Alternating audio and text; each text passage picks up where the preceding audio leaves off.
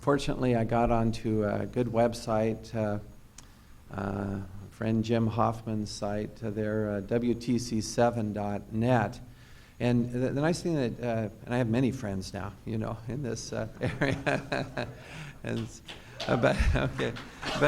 One nice thing that they did on that site is to provide references. And I like that because then I can check, I check for myself. So I go to this reference. It talks about sulfidation of steel.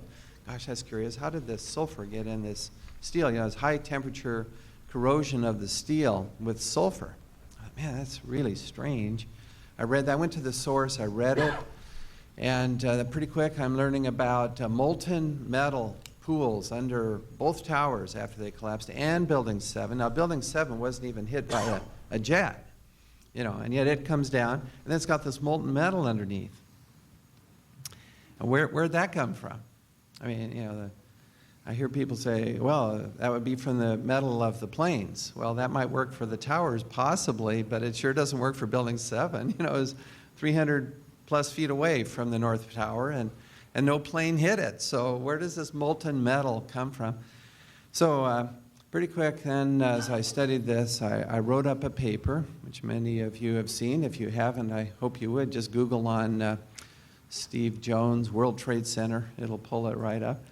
And I studied various aspects. And the molten metal is my first topic. It's the one that really caught my interest, and the data is just coming together. Now, I have a sample of this molten metal.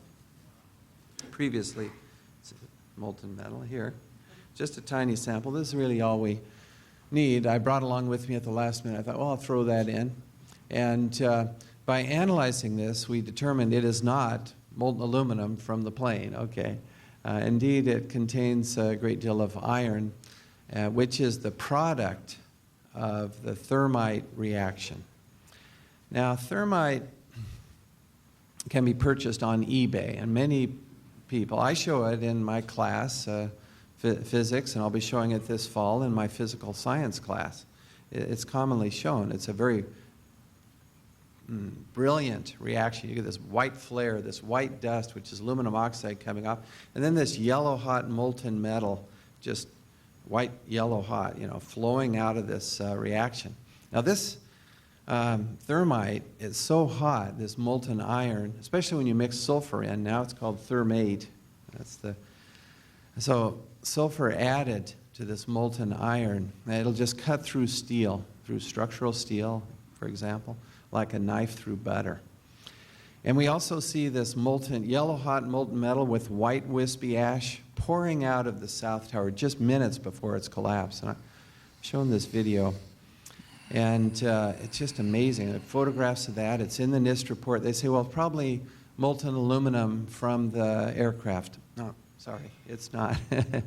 We did experiments at BYU with molten aluminum. We heated the steel pan up to yellow hot temperature, pour that aluminum out. It looks like silvery aluminum, even though the pan is yellow hot. And there's reasons for that. Aluminum just doesn't emit much of this incandescent glow. It's very low emissivity. Sorry for the technical details, but the point is the experiments show it still looks silvery, and yet out of the World Trade Center it's yellow hot. Okay, so as we looked at this, and the evidence is just piling up, this is it has the characteristics not of molten aluminum and not of molten. It's not just structural steel that somehow melted. No, it's very little chromium. But it does have sulfur and manganese and some other elements that are characteristic, you see. It's like a fingerprint that the criminal left behind. This carries with it evidence. How was this done? What was used? And I should explain real quickly. This particular, people ask me all the time, where'd you get this? Well, there's a woman in Northeast who was involved, went to one of these memorials that was being put together, the 9/11 memorial, structural steel from the World Trade Center. She noticed on it dirt clinging to the structure. This is several years ago, before I joined the game here, so to speak. And she said, well, that dirt is going to be subject to rain. It's just going to be a mess. And so she just cleaned it up. She just cleaned some of that dirt off. You know, it's in the Northeast, and this memorial's going up. She cleaned it up, put it in a bucket. She saved it. Then as soon as my paper appeared, she read my paper. This last November would have been.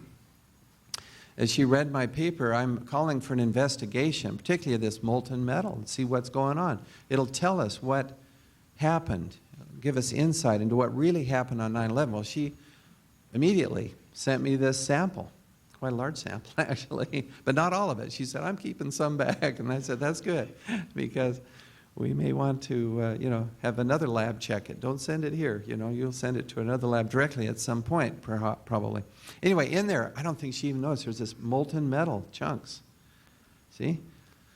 In with this, just from this memorial to 9/11 and to the families who I deeply sympathize with those families. So we checked this metal, and that's how we got it. And another sample like it, same characteristics, high in iron, manganese, fluorine. I mean, where do these chemicals come from? And then as I studied about thermite, arson, I'll wrap it up here. No, I was checking to see if my mic was live, Professor. It's key to state you got it from another site separately. Yes, we have two separate sites. This other one.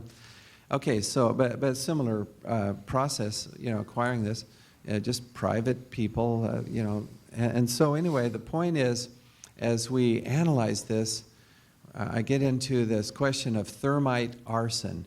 It turns out that arsonists, these are the bad guys, right, start fires using thermite. I mean, you can buy this stuff on eBay. It's not like it's a secret or something, and I don't recommend you play with this stuff, by the way. It's very dangerous. Okay, molten yellow hot iron pours out of this. It's highly dangerous, but it will cut through iron. So arsonists use it, and now there's a whole field then of investigation. Investigators know how to look at this metal, and we will be working with others too, and making sure of our results. And so, but these things are coming together, this chain of evidence. This is not the only thing. This is just one of the things. The collapse of Building 7 is another. Studied that. A great paper by Professor Cutler. It's in the Journal of 9/11 Studies.com. You can look that up.